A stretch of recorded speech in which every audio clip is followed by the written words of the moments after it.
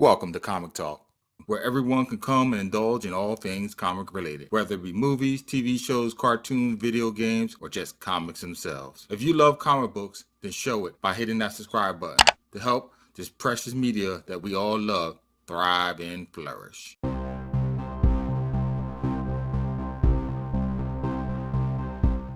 Westport, Connecticut.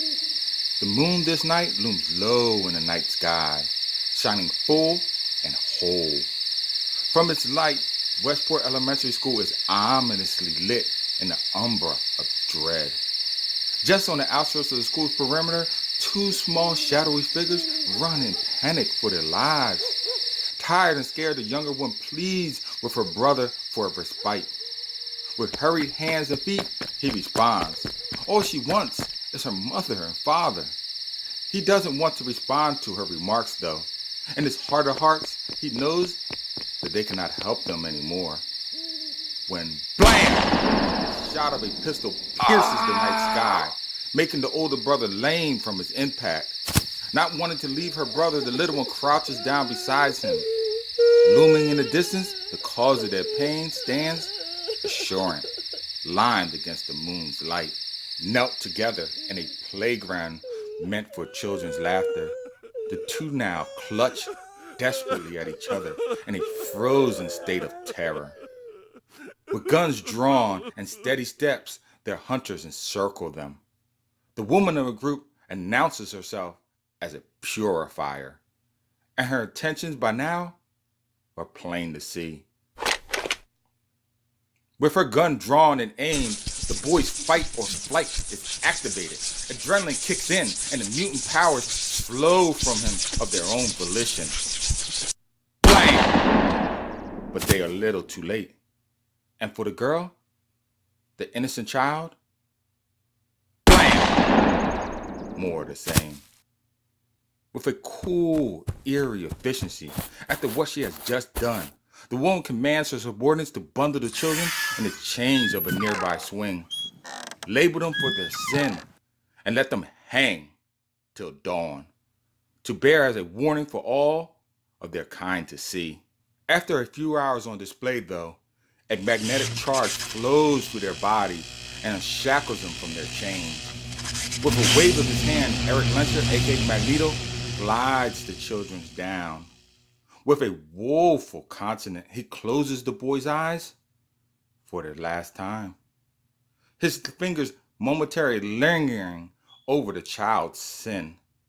And in that instant, what was once sorrow turns to unbridled rage. For he will not stand by, impotent, and watch his kind be slaughtered. Blood will be answered with blood. So declares Magneto, Homo Superior. Welcome, my friends, to what I consider one of Chris Claremont's crowning achievements. God loves, man kills. It is a tale as relevant today as it was in the past, and I suspect, sadly, always will be in the future yet to come. Introducing Reverend William Stryker, a preacher who spews division and hate to all mutants. He believes mankind is what God intended, and mutants are a blight on our race. Publicly, he leads a holy crusade by propagating fear into the masses about the mutant threat, playing on people's fear of the unknown. He stirs them to react in trepidation. While through clandestine means, though, he also has formed a paramilitary group to take God's law into his own hand and eradicate threat. His actions have become so menacing, in fact, that once longtime enemies now find themselves in a momentary armistice. For a greater foe looms over the horizon, threatening to destroy them both. Therefore, if they did not work together, they will assuredly perish individually. The comic does a good job of tying together some important themes that have polarized mankind since the beginning. For example, evolution versus religion. And what does it exactly mean to be human? Is it simply what we look like? How we were born? Or is it our actions, how we treat each other, even the most downtrodden of our own kind? In this comic, you get a peek into Stryker's origin, what makes him tick, what happened to him that spurred his hatred for mutants, and the lengths to which he would go to eradicate them. Also, you get a rare moment where Charles Xavier himself lets his ideals of his dreams falter. And for an instant, he generally subscribes to Magneto's methods. I think deep down, even though he doesn't want to admit it out loud, he knows Magneto is right. Humans will always see mutants as a threat, and by doing so will always seek out their extermination. It is an all too human scene where our conscience sometimes vacillates under the weight that it carries, especially when because of our actions people we love suffer and die.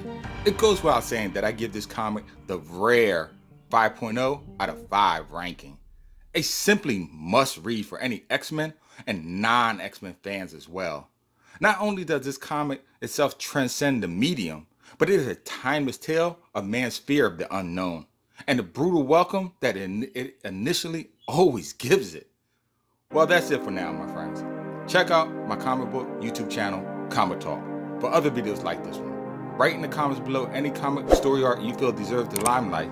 Tap that bell icon before you go. And oh yes, as always, till next time, keep reading, my friends.